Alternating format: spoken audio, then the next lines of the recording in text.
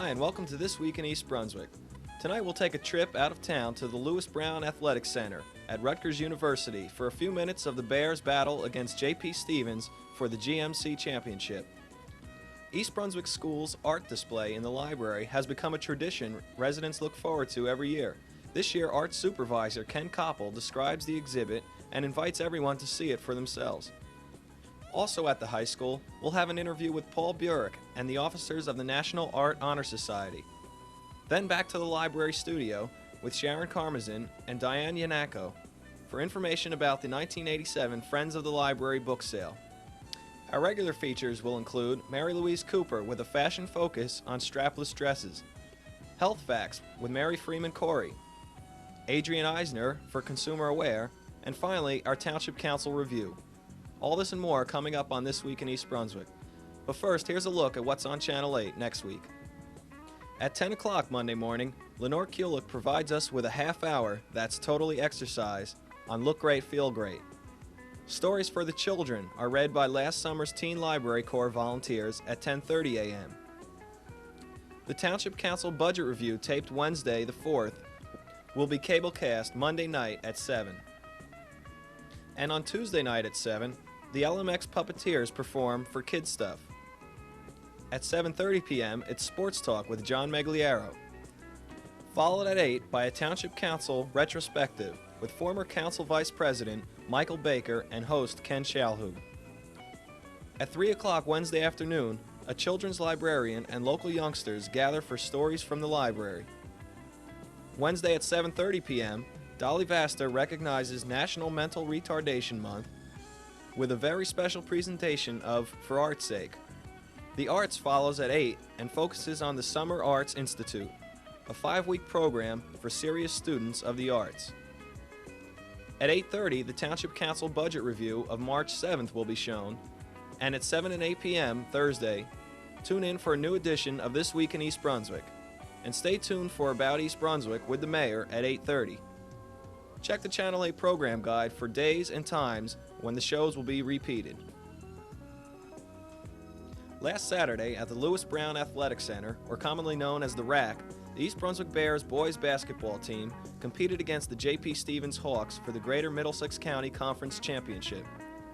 The Bears, beating the Hawks for the third time this year, 57-53, went on to become the first East Brunswick boys basketball team ever to reach the finals, let alone win it.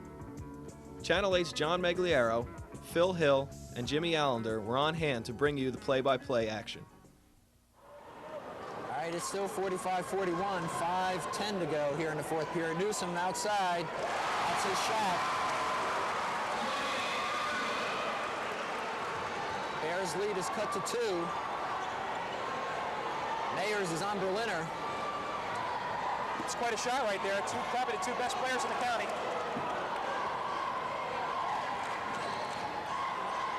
Very physical game now. Forte to Zahn. Off the glass. Billy's on. 47-43. East Brunswick. They've been Zonicized again. Newsom, but Forte with another key rebound. East Brunswick looking to fast break after each miss. Forte looking for someone to move.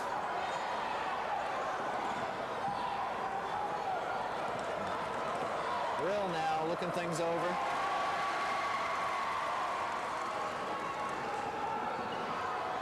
We're under 4 minutes to go. Zahn all by himself underneath to Ciato. Ciato puts it up. 49-43. I don't believe it. They posted Seattle down low, and he puts the ball up between the Giants. Unbelievable. Just your regular pivot play right there. You can't say enough about Bill Zahn and Chris Ciato tonight. Unbelievable.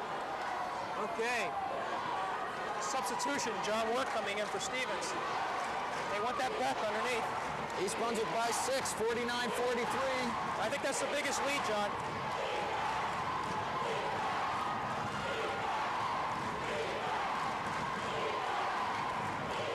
Berliner with the steal.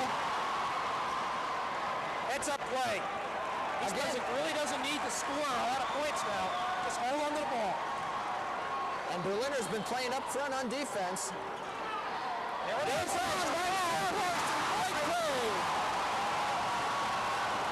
Mercy. The East Brunswick side is going nuts. I'll tell you how now. J.P. Stevens. I'll tell you, John, I want to stay up on. Oh gosh, what can you say about the play of East Brunswick in the second half? I assert it's a total team effort here. Everybody is playing an important role. Every player on the court right now is playing an important game. I'd hate to pick the most valuable player, quite truthfully. Well, we're not going to worry about valuable player, but the great movement by East Brunswick as a team right now is the great difference, and they look great. And isn't it something, gentlemen, how we knew what this team was all about, and that they would play one good first half, and another game they play a good second half. We knew they had the capability of playing the way they are in front of the entire county, and now leading by 8 points with just 3 minutes to go, they could have their first ever county championship. This and the Metuchen game are not for those that have a bad heart. 3:06 to go in the game. East Brunswick 51, Stevens 43. We're at the R.A.C, as they call it here in New Brunswick. Well, actually, Piscataway. That's right. Malpenberger's telling them right now, listen, do not make mistakes. We want to make good passes. We want to eat up some time on the clock as well. And look at the East Brunswick crowd. Standing ovation for the Bears. Well, this is uncharted territory for the Bears. And I think they're starting to smell something here. A lot of time to go in the game. All right, Bravado to Miller. Stevens with the ball. It's an important possession right here. Miller puts it up and hits. 45-51. East Brunswick will take as much time as they need. Mayers tries to make the play on Berliner. Forte. Seattle all by himself. They didn't see him. Miller with the steal. Bravado. Forte with the rebound. He's come up with about 6 key rebounds this the second half.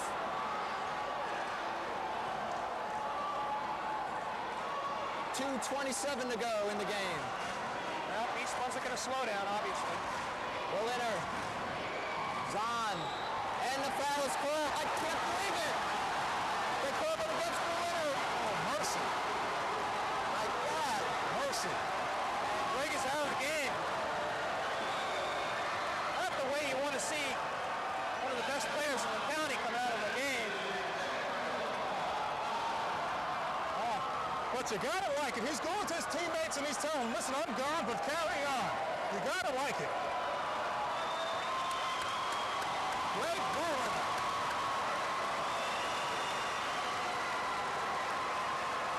Greg finishes with just 10 points, far below his season's average of 22, but important game now. This is going to be a very tense time. Stevens is going to the line. All right, Mayers will be at the line. He'll shoot 1 and 1. Needless to say, big buckets, John, right here.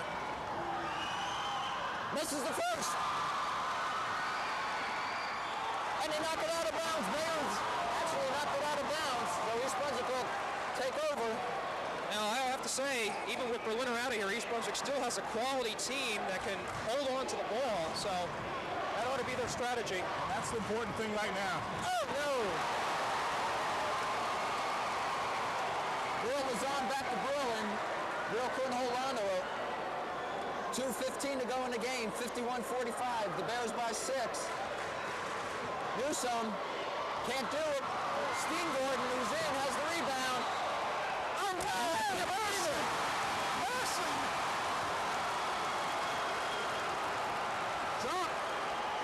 John, you will see that done. You will see that done 50 times during the year and never call. Steengorden trying to regain possession, and they call a foul on him. Ward can't do it. Zahn with the rebound. Big rebound. Big rebound. Will being pressured. They get it to Seattle. What are they going to call? No. A travel against Seattle.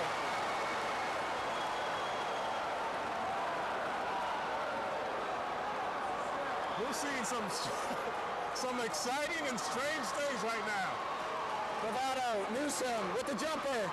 Hit from behind by Forte. Steengorden. Will. Seattle, and they'll try to slow it down. 1:48 to go in the game. Forte now. Boy, Stevens with 4 opportunities on fouls and rebounds and calls. East Brunswick held on to win the game 57-53, giving the Bears their first ever boys basketball county title. After the game, John Megliaro caught up with the team. Well, as fate would have it, we're lucky enough to have some of the members of the GMC championship team. And let me just go around. Chris Seattle, Bill Zahn, Larry Steenvoorden, Greg Berliner, Chris Brill. Gentlemen, what can I say? Let me start this way since it's easier with this microphone. Chris, your feelings? We played JP when we were in 10th grade. We lost him in our JV tournament. I knew it was going to be a tough game. I knew we were going to win this. I knew it. I had deep feelings on it. I had a feeling we were going to win this game, and we did. Greg, you fouled out. What were your feelings on that 5th foul? I know you were a little upset. Well, I didn't agree with the call, of course, but I know Bill was having a great game, best game ever. Chris played great. Bro played great. I mean, it was obvious I wasn't doing it. You know, I thought we all played great, and I had anything sitting on the bench. I knew they would pull it out. Absolutely no, there was no doubt in my mind. Larry, you came off the bench and had a game of your life, pulling down some rebounds, some key shots. Did you ever dream this would happen to you tonight? Well, last year I remember in the JV tournament, I was on the foul line with 1 second left. Just about today it was 5 seconds, and I missed 2 foul shots. And this year I'm glad I made 1 out of 2.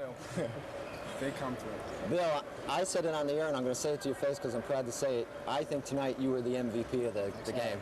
I think we just all played real great. I mean, it was great. I think especially when Greg fouled out, that really brought us together. Because usually we look to Greg, but now we know that we knew before we could look to anybody, and everybody came through. Chris, I got to ask you, what are you doing down low? I mean, down here and with the big boys, I couldn't believe it. Well, you know, playing against some of the medium-sized guards and stuff, low post moves, you can get open. And when they key on Berliner, all he has to do is look down and someone's there. Billy was there for a couple easy ones. I was there for a couple easy ones. And if you're giving up the quick layups, you're not going to be able to beat that with your jumper. Do you guys realize that no other East Brunswick team has ever won a county championship? Never been in the finals. You're right, never been in the finals. That's them and we're us. Great makeup, great game, guys. We were here for the Metuchen game, and that almost stopped our hearts. And what a team effort. What about Coach Knoppenberger? What can you say about him? Greg, I'll put you on the line here. Well, I think he deserved it. I mean, he puts in a lot of hours. He really does, and he really wanted us to win, and I think we wanted to win for him. And he's a great coach, and we put it together all in one season. I mean, we did it, and we're the champs. And he's a champion too. He's our coach. That's right, he is a champion. We made some key switches in our offense, just subtle things that opened up a lot of backdoor stuff for Bill. You saw it tonight. Keep getting those layups, you're going to break the camel's back. Really. Guys, congratulations. Good luck in the state tournament. And hopefully, we'll be back to do right here when you guys get to the finals of the states. Good luck. Thanks a lot. Hello, I'm Ken Koppel, Supervisor of Visual and Practical Arts for the East Brunswick Schools. I'd like to invite you to the East Brunswick Library to see our annual art exhibition. We have work from all of our schools at this art exhibition. It's the largest art exhibit at the library during the year. This year we're taking 2 months to present the work. First month in March we will have work from the junior high schools, senior high schools, grades 8 and 9 at Churchill School, grades 10, 11, 12 at the senior high school. In April we will feature the work of our elementary school students from all 8 schools, and we will have work from grades 6 and 7 at Hammersholt School. During the month of April, we will have an award ceremony at the high school for all the students who have exhibited here at the library. These students will receive awards, certificates, and ribbons. We hope that you can come to the library and enjoy this show during March and in April. Please attend. Thank you.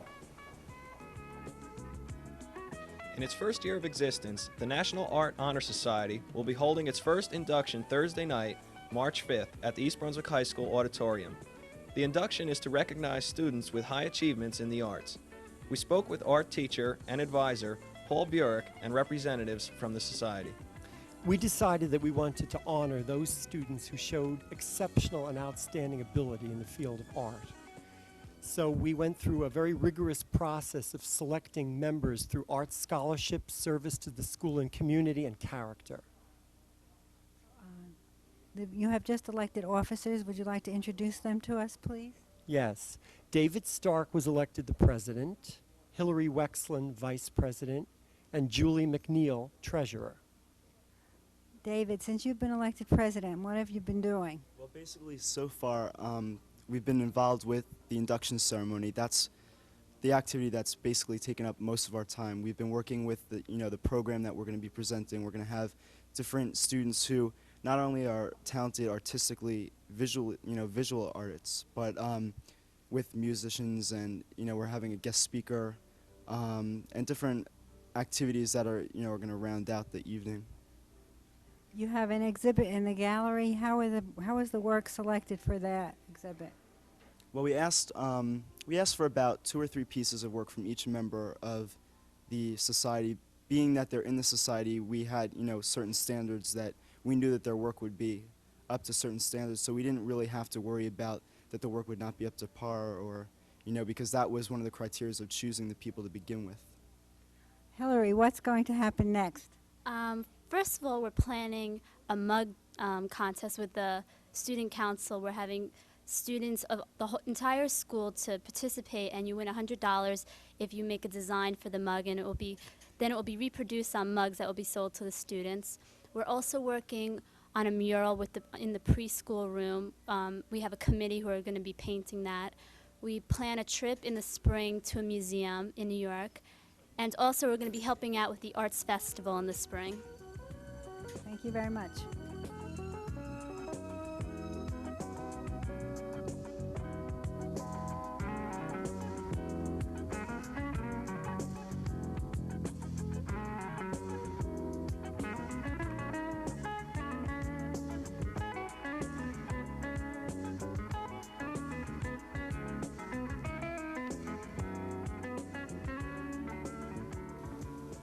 Hi, I'm Mary Louise Cooper, custom clothing designer. Welcome today to Fashion Focus.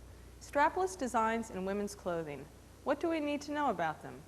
Strapless evokes sensual thoughts and sensual feelings. It can be as basic as a sundress or as elegant as an evening gown. The end result is alluring, no matter which end of the spectrum is chosen. Let's look at some strapless designs. The interest of this daywear suit is piqued by the addition of a strapless top. While worn with the jacket for day, you can easily head out into the evening looking special. A breezy and comfortable addition to your daytime wardrobe is this cotton gauze strapless sundress. A circle of elastic keeps the top ruffle in place. The ever so elegant prom dress, shown in a beautiful pink satin with lace trim.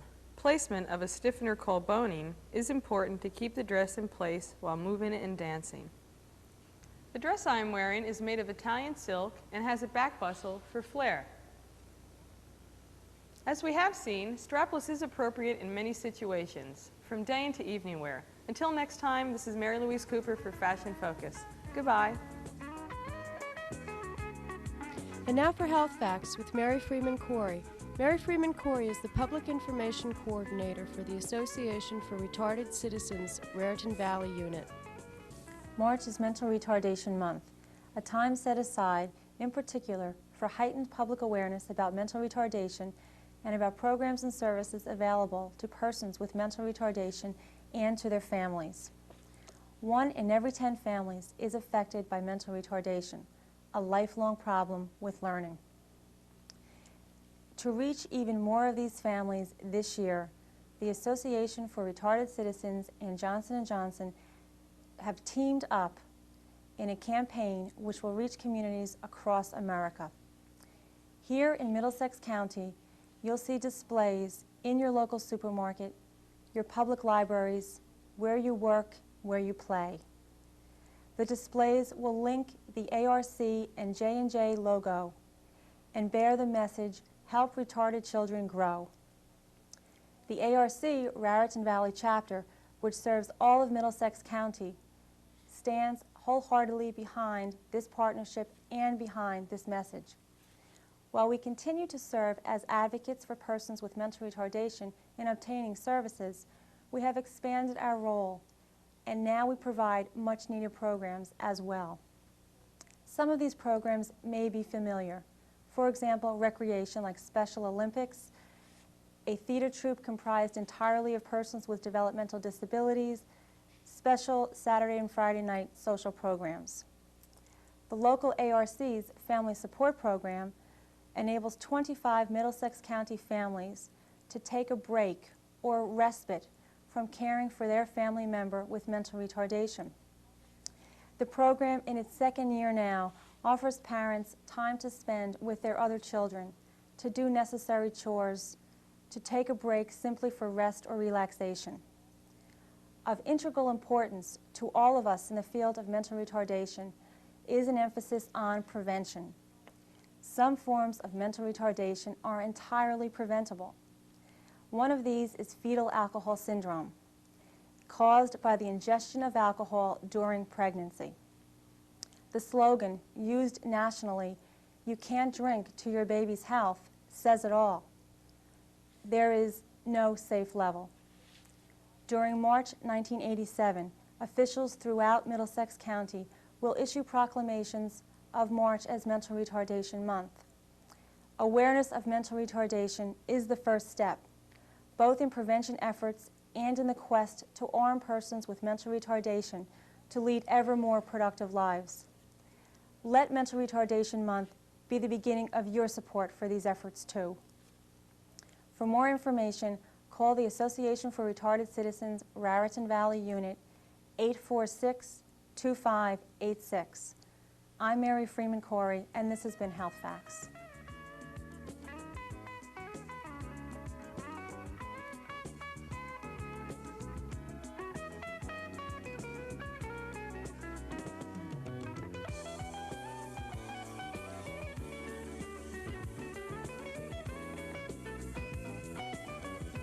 Hi, this is Sharon Karmazin for This Week in East Brunswick here at the library.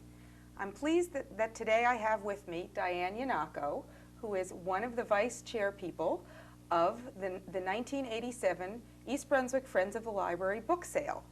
And the book sale is coming up very, very soon, so Diane is here to tell us all about it. Diane, when's the book sale coming? The book sale is going to be at Brunswick Square Mall the week of March 10th through 15th. It's going to be in the area outside of JCPenney's, which is the same area it was last year. And the hours are going to be the same hours when the mall is open, from 10 in the morning till 9:30 at night.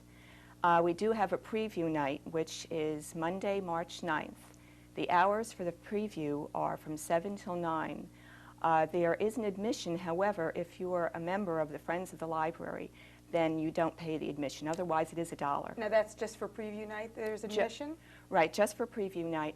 Whoever comes any of the other nights, there is no admission for the nights of the 10th through the 15th. Now, how much is admission for preview night? That is $1. I see. But that gives people a chance to get first crack at all the bargains. Right. This is that's the beauty of it. You get the first dibs, first chance to get the books that you would really like. So it might be worth the $1 in coming out Monday night. Can you tell us a little bit about what kind of books you have at the sale?